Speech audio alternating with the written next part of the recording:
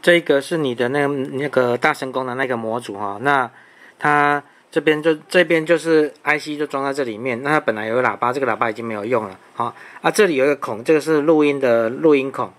啊，红色这个按键就是录音键，好啊，这个大喇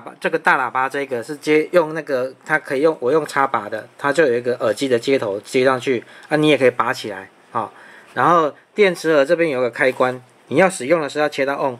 啊，你的这个微动开关呢？微动开关它的动作，你是说盖子打开要播放嘛？所以说你就压着盖子盖着起来的时候是压着嘛，啊，然后盖子打开的时候，这个微动开关就开了嘛，就播放。好，然后你正常的时候录音或是播音只能有一个动作，所以说当你要录音的时候，你记得要把这个压下去，哦，让它不要动作，不要去做播放的动作，哦，然后这个就可以录音。哦，你记得就是这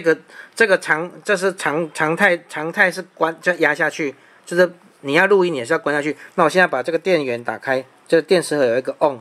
就切到 on。哦，现在打开了啊，我刚刚有录音嘛啊，我现在假设说你的那个盖子打开放开，录音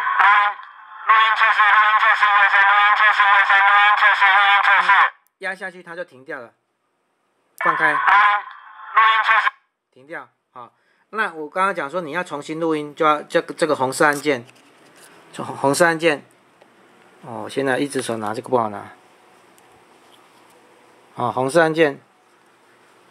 压一下，因为我一只手拍，好，这里压一下它低，就4月19号，4月19号，然后结束。它最长就录30秒了，那你不录的时候就把它按掉，再按一下它的滴滴就结束了，我刚刚这边都一直压着哦，你没有压它会没办法录哦，因为它录音跟播音只能同时一个动作，